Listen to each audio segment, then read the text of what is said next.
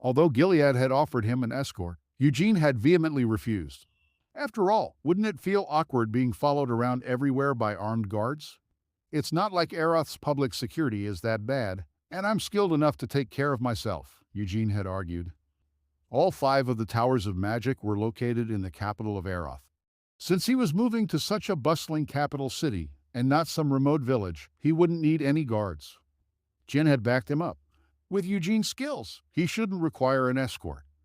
Since even Jin had spoken up for Eugene, Gilead could only nod in agreement. The 2 adults were well aware that Eugene had unbelievable levels of skills and experience for someone his age. On top of that, since he had also reached the 3rd star of the White Flame formula, they couldn't treat him like a child any longer. At his age and skill level, Eugene needed to learn how to make his own decisions. Unlike Eward. Gilead washed down the bitter taste that this thought left in his mouth with a sip of wine. The next day, everyone was there to see Eugene off as he headed to the warp gate in the outskirts of the estate's forest. Gerhardt, who had been smiling happily the day before, burst into tears at the sight of Eugene leaving. Make sure to eat healthily and don't skip any meals. Yes. If you get sick, go find a doctor immediately. Yes. If things get too hard and lonely, don't try to endure it and just come back. Got it. Yes, Elov got it. Eugene responded to each of Gerhardt's reminders perfunctorily. It was hard for him to look at Gerhardt directly as the man wept in love and concern for his son. In the past, Eugene's acknowledgement of Gerhardt as his father had been faint. But strangely, the older he grew, the more he began to feel that Gerhardt was truly his father despite having been reincarnated. He is my real father. After all, even as Eugene realized this, he said out loud, "Stop with the tears already. Do you really think I'm just heading out there to die?" Gerhardt paled. Don't tempt fate like that. I'm just going to learn some magic. Maybe do some sightseeing in the vicinity of Aeroth as well, Eugene reassured his father. You've been living in Kidall for most of your life. And for the last few years, you've spent all your days at the main estate. As someone who hasn't really seen the world, I'm just not confident that you'll be fine living in Aeroth all by yourself. Gerhardt trailed off. I'll be fine, so please stop crying. All the servants are watching, Eugene said as he pulled out a handkerchief from his vest and scrubbed Gerhardt's cheeks. How about taking Nina with you at the very least? Nina also arrived at the main estate when she was very young, so she's just as ignorant of the outside world as I am. Besides, Elov already told her to take this chance and go for a vacation to her hometown. Thank you so much for your consideration, sir. Nina cut in with a smile and a nod. Eugene had personally requested the patriarch to give Nina leave to go on this vacation. Thanks to this, Nina was able to visit her home with a heavy purse and an escort to protect her. I'll be heading off now, Eugene said as he handed the tear-soaked handkerchief over to Gerhardt. Although it won't be often, I'll write to you from time to time, whenever I remember to. So you need to remember to stay safe as well, Father. Gerhardt tried to speak, but all that came out was a sob. Geez, I told you to stop crying. Do you really think I won't go just because you keep crying, Father? Eugene asked. Why, you'll definitely still go, Gerhardt choked out. You know me so well. That's why you should stop crying. Can't you just send your grown-up son off with a smile? Finally, Gerhardt stopped crying and put on a smile. But it seemed that Eugene had made a pointless mistake. Looking at Gerhardt's tear-stained face, Eugene felt like a nail was being pounded into his chest. Still, Eugene didn't change his decision. Accompanied by his father's tearful smile and the farewells from the members of the main family, Eugene departed for the warp gate. He never looked back even once. Just like in his previous life, Eugene never changed his mind once he had decided to do something. The capital of the magic kingdom of Aeroth was called Pentagon. The 5 towers of magic formed the corners of a pentagon with the royal palace at its center. Eugene stared down at this scene in awe. Although he had been to Aeroth in his previous life, the landscape he saw then was far different from the landscape he was looking down at now. Wow. The 5 majestic and grand towers of magic were far more eye-catching than the palace. It couldn't be helped. The towers were both the symbol of Aeroth and the source of its power. Unlike most kingdoms, the king had almost no ruling power. Aeroth was instead governed by the prime minister of the parliament. Whoa! From up here, Eugene had a great view of the sprawling city. Pentagon's warp gates open up in the sky, contained within large floating stations. Among the various kingdoms, Eroth was the only one to have its warp gates located in the sky. Each floating station was held aloft due to the multiple bits of magic that had been cast on it, and they were a symbol of the pride of Eroth, which called itself the Magic Kingdom. They didn't have anything like this in my last life. For them to have raised a piece of land this size into the air and fixed the coordinates so that it could be used as a warp gate. In addition to showing off just how great their magic was, they were also marketing its convenience and quality.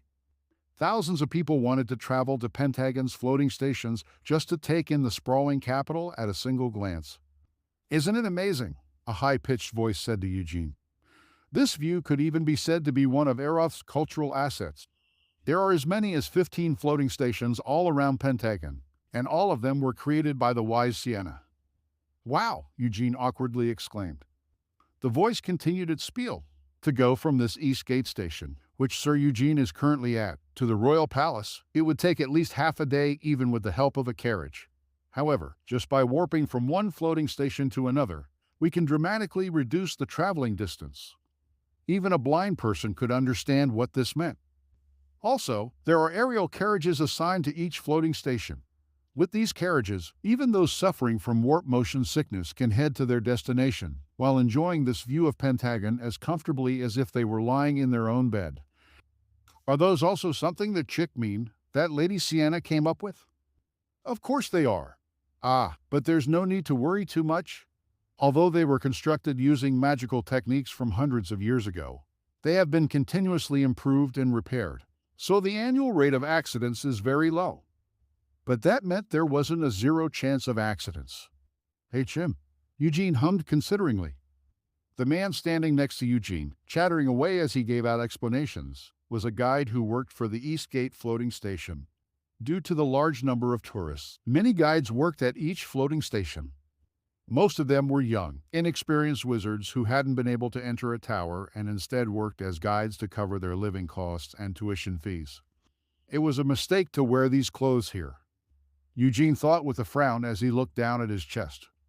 He was wearing the official dress of the Lionheart clan, which had the Lionheart sigil embroidered on the left chest. Thanks to this outfit that he had worn without much thought, a guide had been attached to him the moment he stepped out of the warp gate.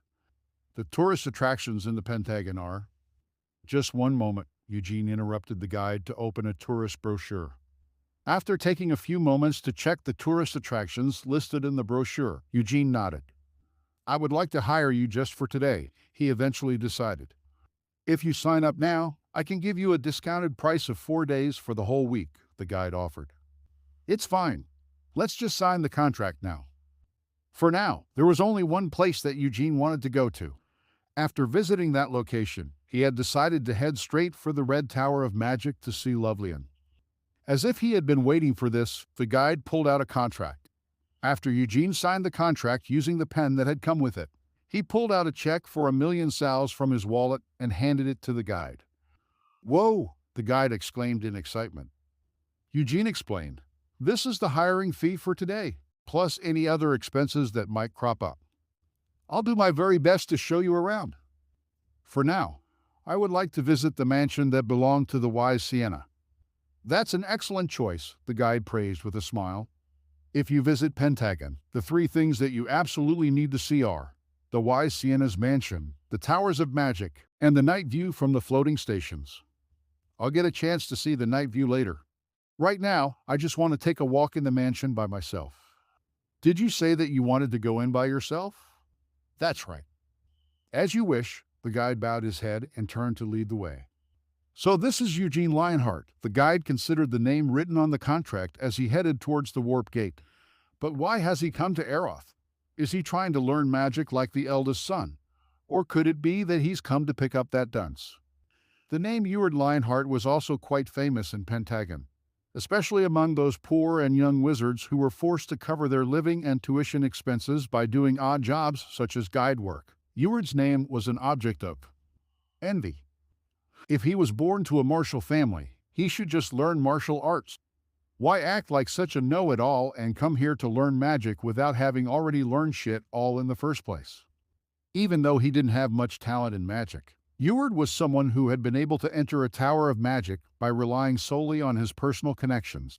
Although he hadn't become a disciple of the Red Tower Master, this had still enabled Eward to learn magic from one of the Tower Master's subordinates. To these poor, young wizards, he was known as a dunce, a fool, and a son of a bitch. Having gone through the warp gate, the guide pointed out of a window. The wise Sienna's mansion is there, below us. As the mansion was such a famous tourist destination in Pentagon, a floating station had been specially assigned to it. As they rode down in an aerial carriage, the guide continued to chatter. 300 years ago, after returning from the devildom of Helmuth, Lady Sienna was the youngest person in Aeroth's history to rise to the position of a Tower Master. In the square at the entrance to the Green Tower of Magic, which Sienna was once in charge of, you can find a statue that perfectly reproduces her image. Eugene continued to stare at the view outside the window without any reply. This mansion was the last place that Lady Sienna was ever seen. 200 years ago, Lady Sienna left a message in this mansion, saying that she was going into seclusion and then disappeared.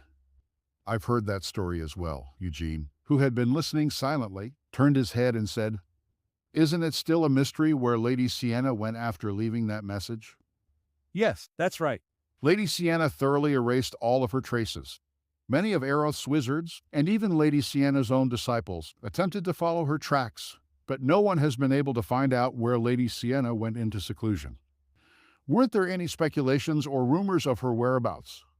Of course, there were a lot of unconfirmed stories. Some say that she went to the Devildom to slay the remaining demon kings. Others say that she wandered into Sammer Forest, the sanctuary of the elves. After racking his memories for a moment, the guide continued speaking.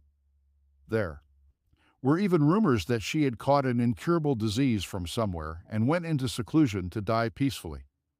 Eugene stayed silent. It's impossible to know how much truth these rumors hold. What is clear is that Lady Sienna hasn't been sighted even once in these past 200 years. The guide lowered his voice with a sad expression. The lamentable fact is that the day Lady Sienna disappeared also happened to be her birthday. Just what on earth could have happened to her that she decided to go into seclusion instead of celebrating her birthday? This might just be my opinion, but I believe that Lady Sienna may have gone to the Devildom. Why do you believe that? Eugene asked.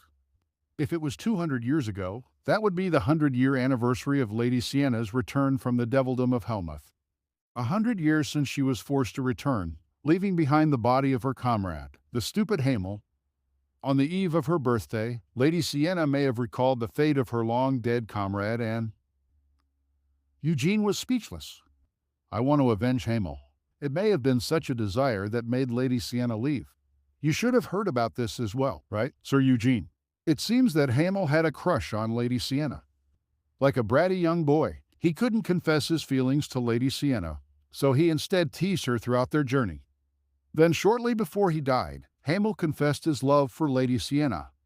Stop your fucking bullshit, Eugene suddenly shouted, unable to restrain himself.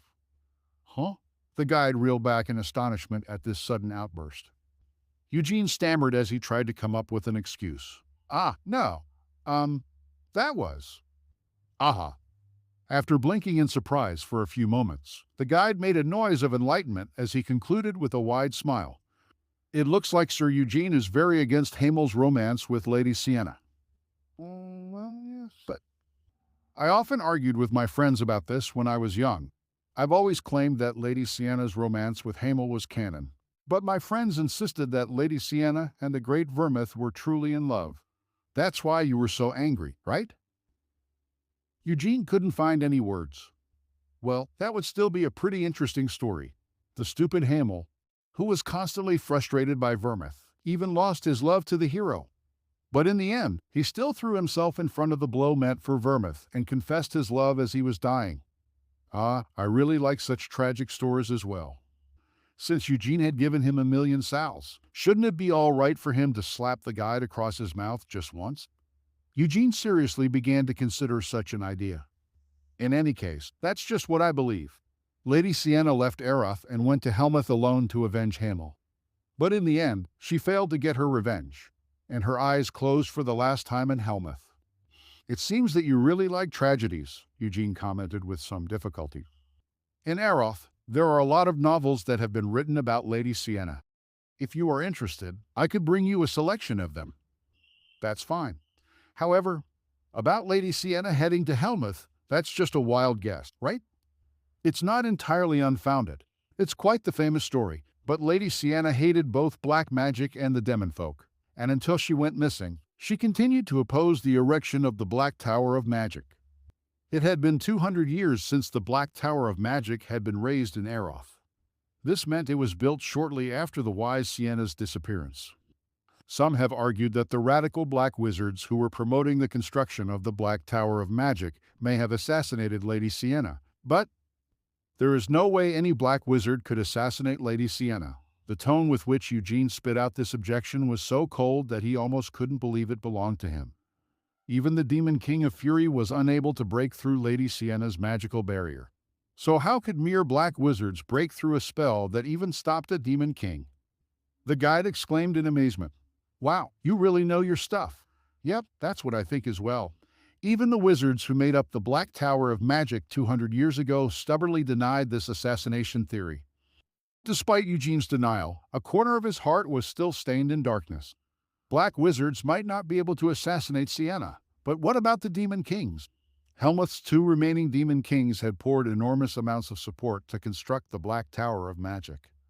Eugene turned his head to look at the Black Tower of Magic in the distance.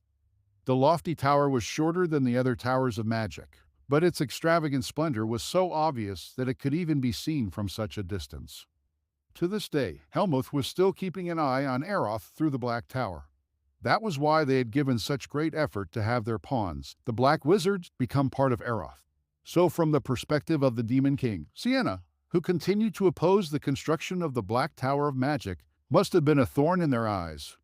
So much so that they even wished to kill her. Sienna, as the aerial carriage landed on the ground, Eugene hopped off the carriage and immediately looked towards Sienna's mansion. Are you really dead? But the place was so packed that he couldn't really appreciate the view. Too many tourists were crowding around the mansion for him to get a good look. The crowds were a natural sight. The wise Sienna's mansion was a holy place that all young saplings of magic wanted to visit, and even for those not learning magic, it was a standard tourist destination that needed to be seen at least once when visiting Aroth. Please let me pass this exam so that I can enter a tower of magic. This will be my 11th time failing. Please at least let me get to the interview stage. The recruitment exams for the Towers of Magic, which were held twice a year, were reputed to be a truly brutal competition. Across all 5 towers, there were thousands of wizards taking the exam, but only a few dozen wizards at most would pass the exam and be accepted. There were still 2 months until the next terrifying public examination, but the road in front of Sienna's mansion was already packed full of students praying for success. You don't need to pay them any attention, the guide said upon noticing Eugene looking in their direction with shocked eyes. He walked over with a grin on his face. They won't be able to get into the mansion anyway since they don't have the money for it. Is that so? Eugene asked.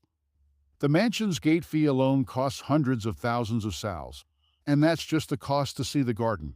If you want to look inside the mansion, you need to pay several times that amount. Why is the price so high? Because there are still people who are willing to go inside even if they have to pay such a price. There's a superstition that if you pray for help in passing your exam at the portrait of Sienna that's hanging in the mansion's main hall, you will definitely pass the recruitment exam for the Tower of Magic that you plan on entering. Is that even possible? Of course, it isn't. A few years ago, after working hard to save enough money, I prayed at the portrait, but I still failed. The guide's shoulders slumped as he admitted this. In any case, the fact that it's so expensive just shows how valuable the opportunity to enter is, right? Since Lady Sienna never married and didn't leave behind any children, all tourism fees from this mansion go to the royal palace. Together with the guide, Eugene headed to the mansion's front gate. Although there were already people lining up here, the Lionheart name proved effective in getting them to step aside. So this is why he told me to keep my formal clothes on.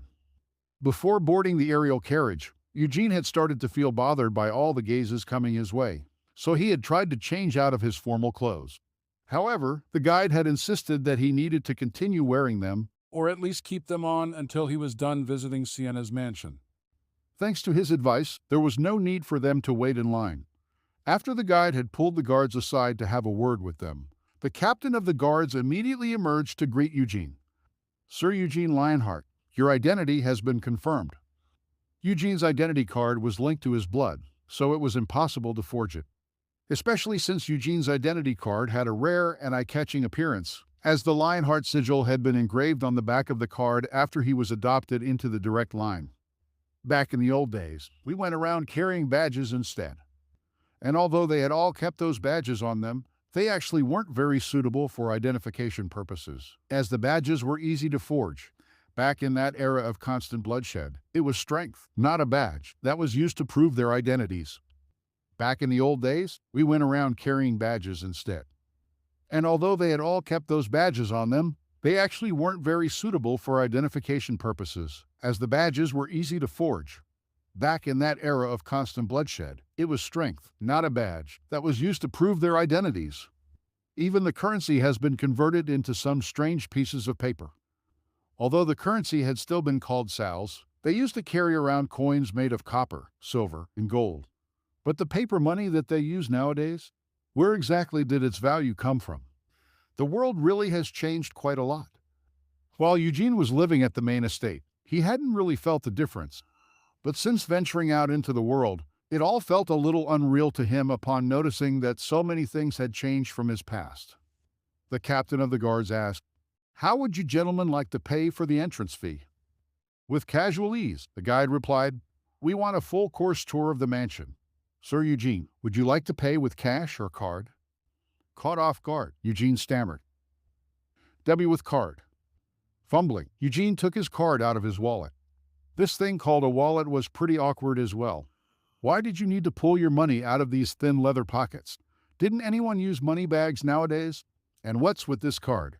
He'd been told that he could use it without any hesitation whenever he needed to pay for something. It was a black card with the Lionheart sigil engraved on it. A black card. The guide took the proffered card with a gulp. The national banks only issued such black cards to the highest level of accounts. Even though this might tempt thieves to try and steal it, stolen cards could not be used so easily. The public banks had linked cards like these to their owner's blood, just like the ID cards. Whoa!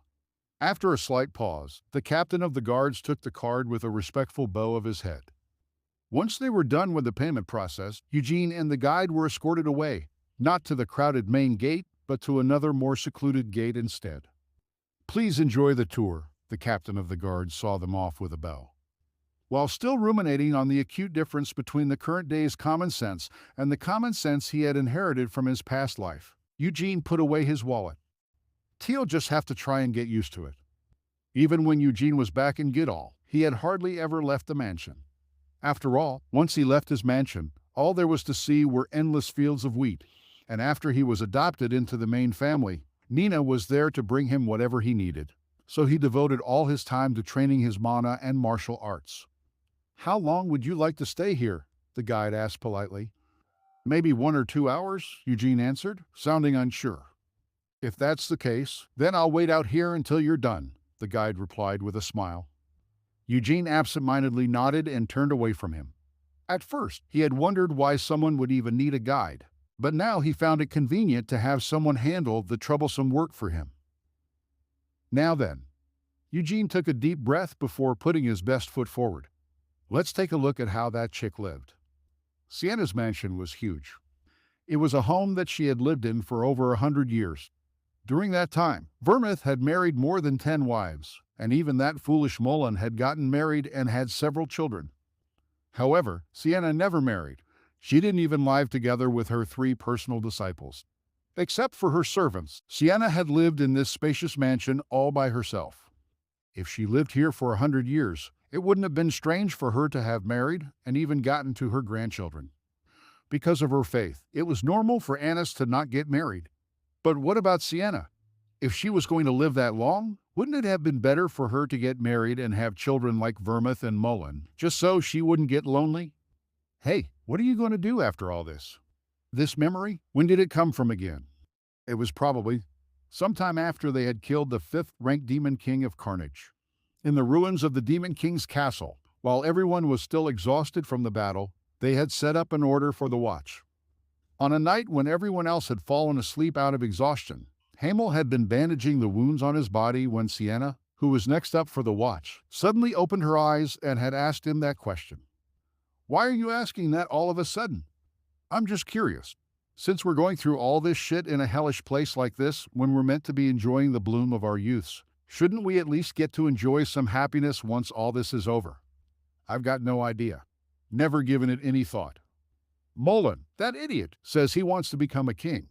Doesn't that sound hilarious?" "Crazy bastard. What a load of bullshit. Why on earth does he want to become a king?" "Hey, leave him alone. It's what he wants to do.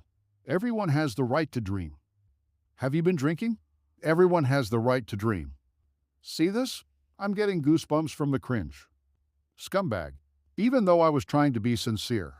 Then, what do you plan on doing once this is over? Do you want to become a queen like Mullen?"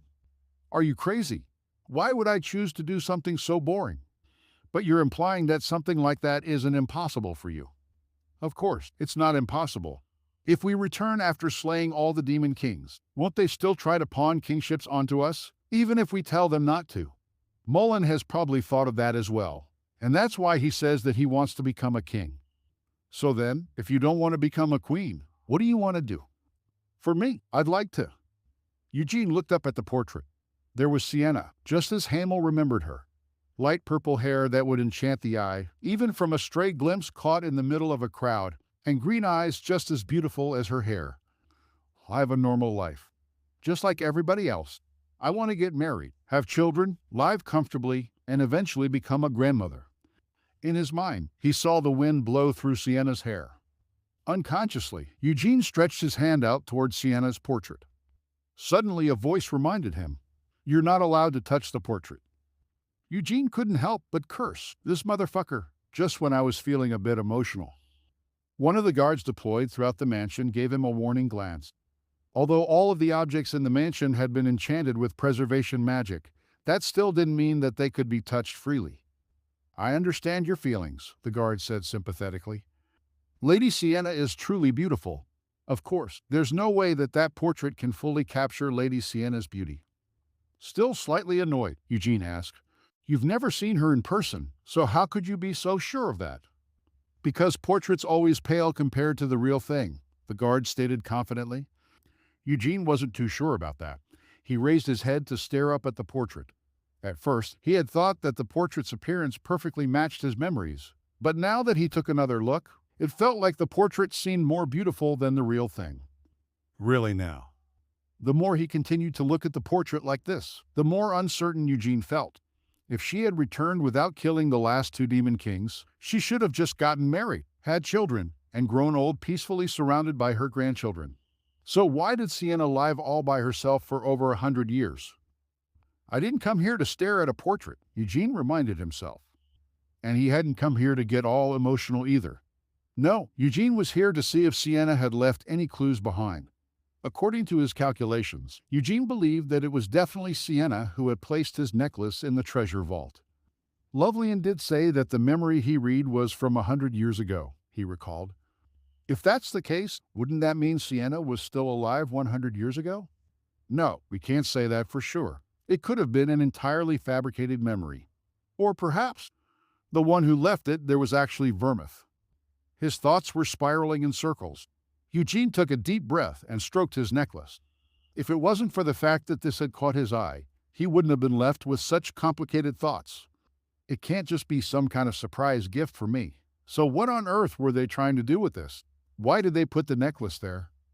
While forcing down his inner turmoil, Eugene left the portrait and moved on. Although there were many things to see in this spacious mansion, the most remarkable sight of all was the basement that had been entirely transformed into Sienna's personal study. Eugene glanced at the bookshelves that were packed with magical texts. Copies of the original text had been made 200 years ago and stored here. Although powerful preservation magic had been cast over these books, they were still not allowed to be touched. There should be something that she left behind. There was no way that his reincarnation was a coincidence. His vague suspicions had been confirmed upon finding this necklace from his past life. The necklace hadn't been registered by the treasure vault's magic, and a fake memory had even been laid over it. What are the odds that the necklace just happened to be in the treasury, and I just happened to stumble across it once I entered? It all sounded impossible. While it was already extremely unlikely for him to have been reincarnated with his memories intact, for him to coincidentally be reunited with a keepsake from his past life. Something is going on. Someone had a hand in my reincarnation. Was it you, Vermouth? Or could it be you, Sienna? It might even be Annis. But there's no way it could be that idiot, Mullen. If someone had planned for him to be reincarnated like this, they would definitely have made other arrangements as well. His soul hadn't changed at all, despite his reincarnation. Tempest had recognized that Eugene used to be Hamel with only a glance. What if the magic that made use of this fact was cast on the necklace as it lay in the treasure vault? Then wouldn't it make sense for the necklace to go undiscovered by anyone for hundreds of years, only to reappear in response to Hamel's soul? If the one who had planned for this was Sienna, then she should have left some other clues behind. But where? Of course, this conclusion was full of holes. The most obvious being, why use such a convoluted method?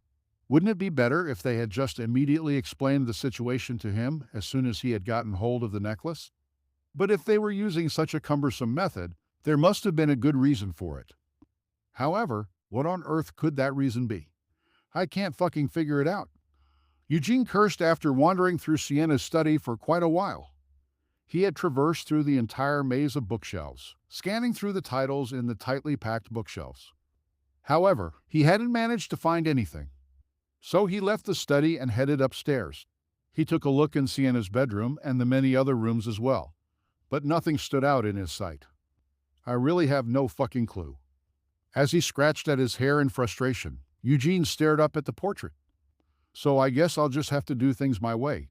If there was something that you wanted me to do, you should have at least found a way to tell me properly.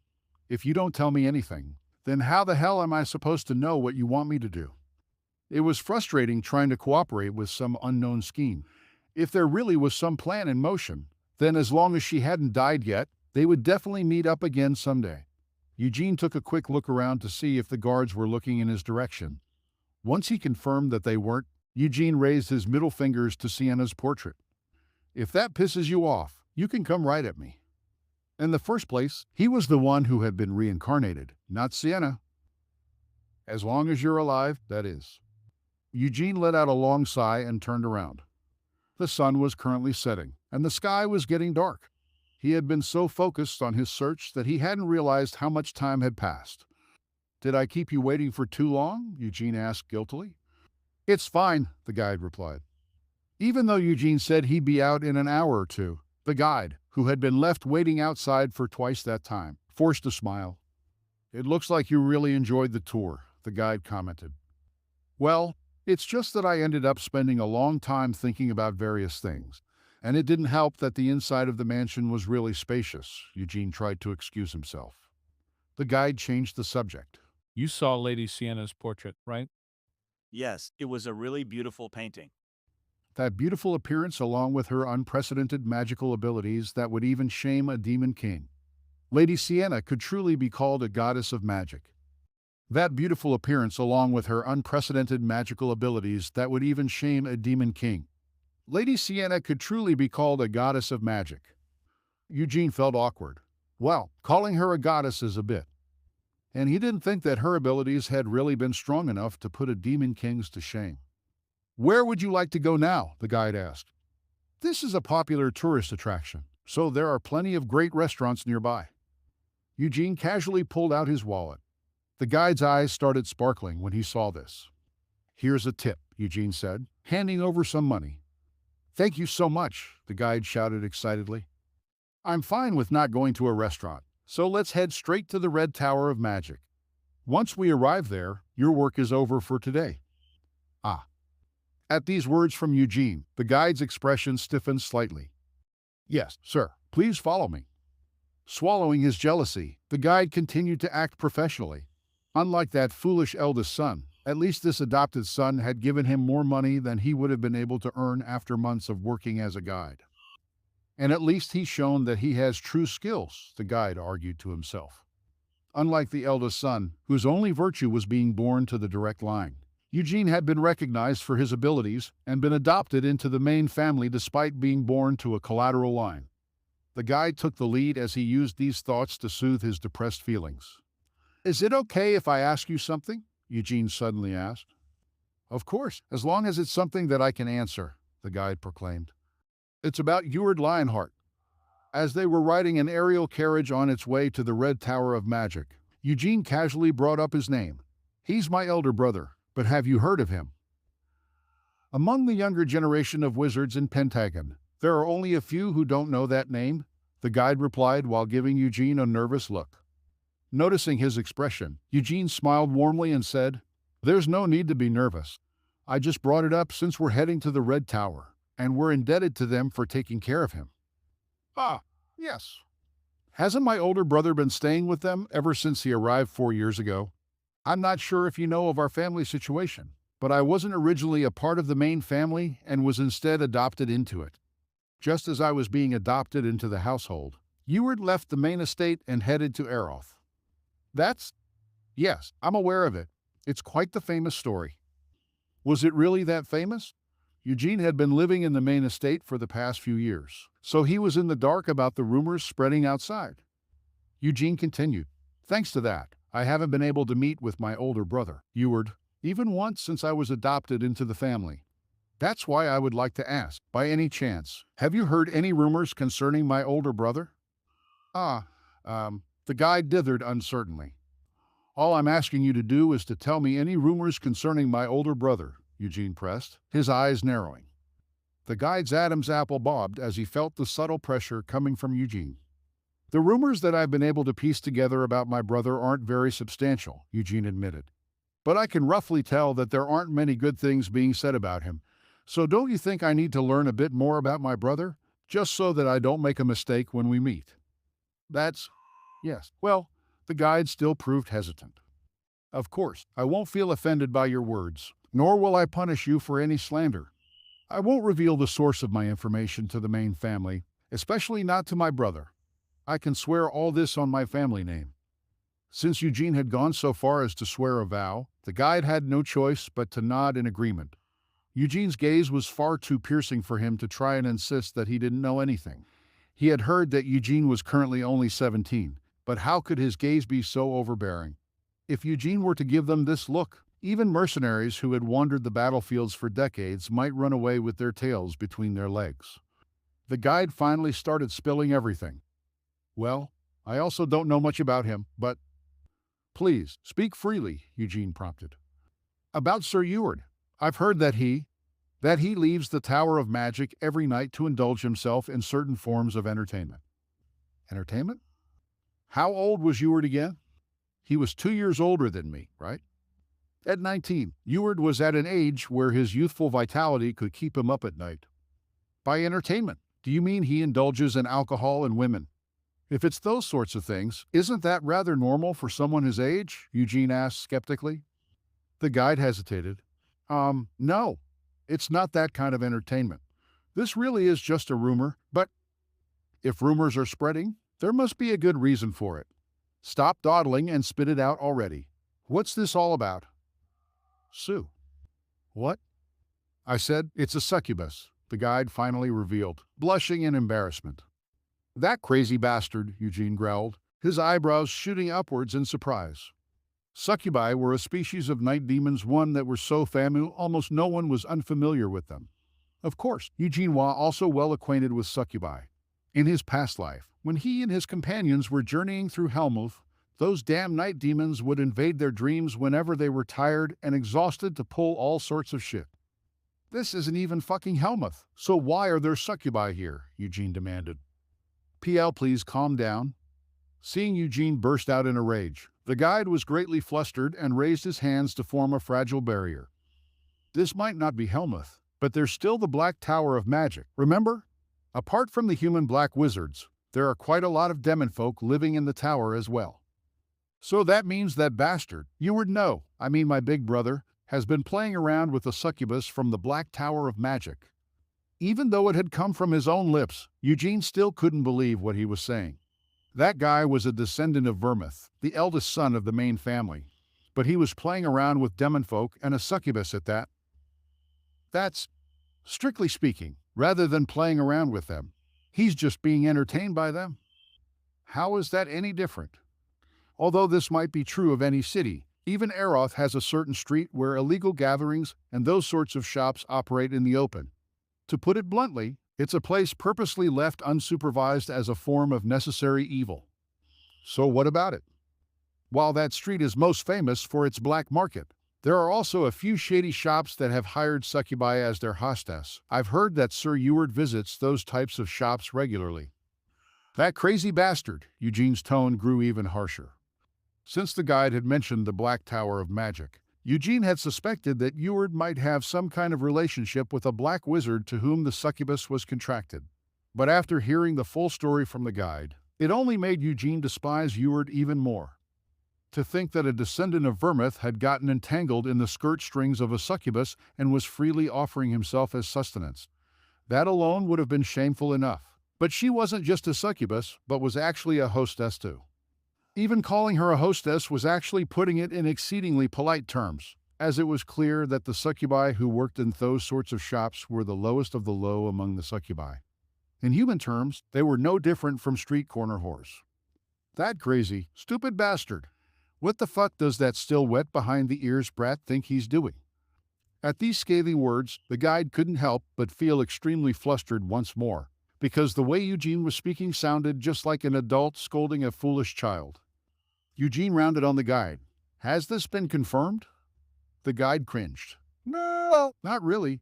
It's just to the extent that there are rumors about it. Do you know where that street is? It's called Bolero Street. Those shops don't open every day, so the street only shows its true, corrupted appearance once a month, on the night of the full moon. Got it, Eugene growled out a reply between gritted teeth. He had no desire to get all friendly with Eward upon coming to Eroth. He had planned to keep a reasonable distance and basically ignore his step-sibling while focusing on his own affairs. However, now that he had heard this news, he felt a fiery rage ignite inside of him. Eugene's anger wasn't because of his attachment to their shared family name of Lionheart. Instead, he just couldn't accept that a descendant of Vermouth was offering his life force to a petty demon. How dare he give in to scumbags like those? Eugene obviously hated the Demon Kings, but he also despised the Demon Folk.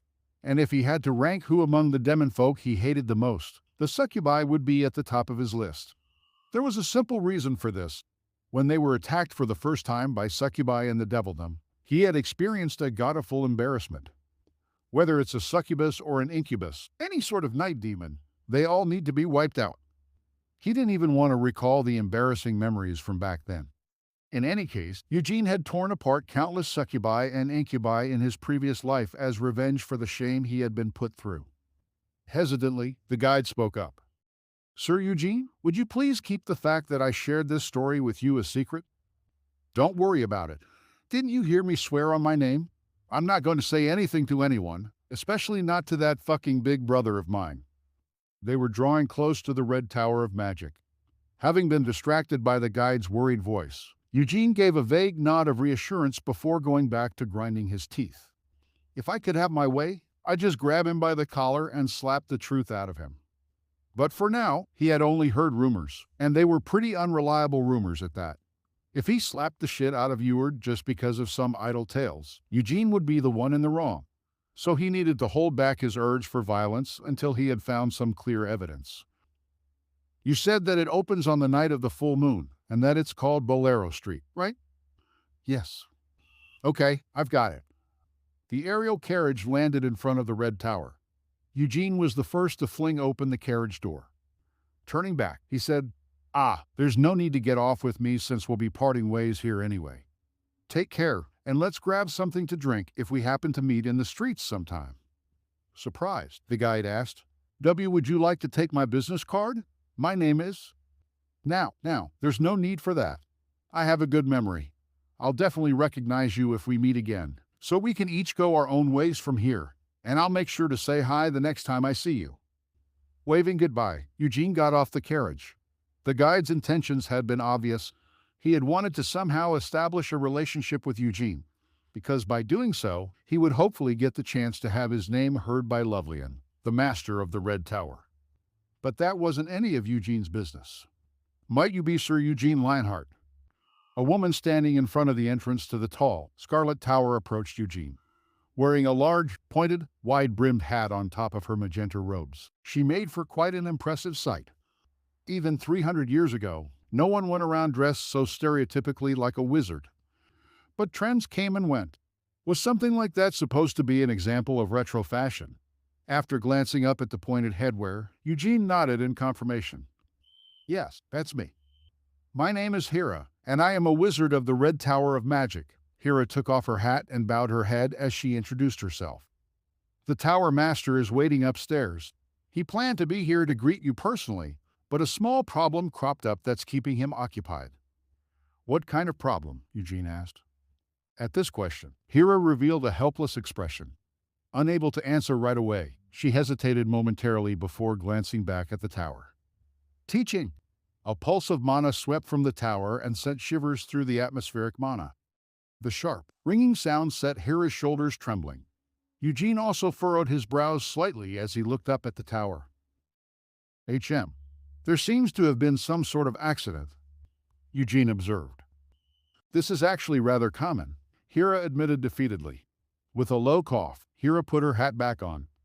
At the Red Tower of Magic, well, we have many wizards who study summoning magic, and among the various different types of magic, summoning magic, it has the highest risk of failure.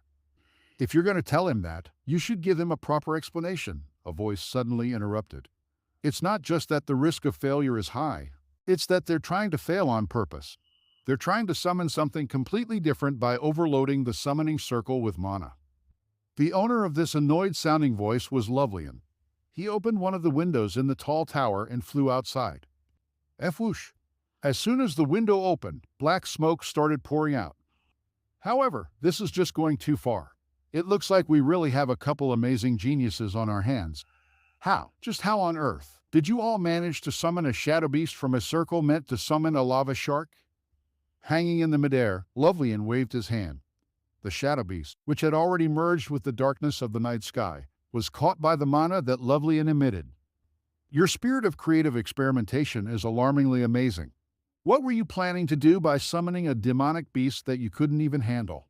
What do you think would have happened had the shadow beast escaped because of your mistake?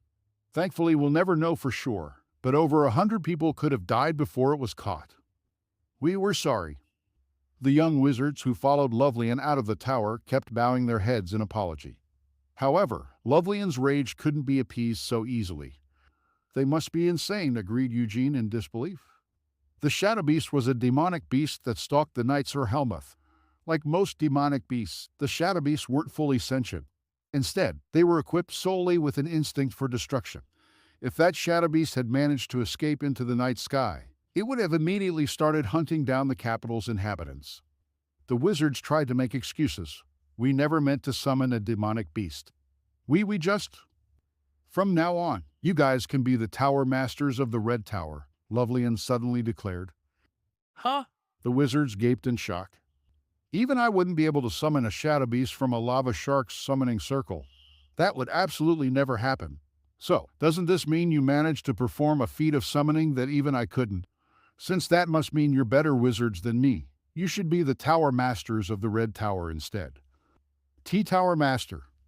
Do you really think I have stones for eyes? Your summoning circle was flawed from the very start.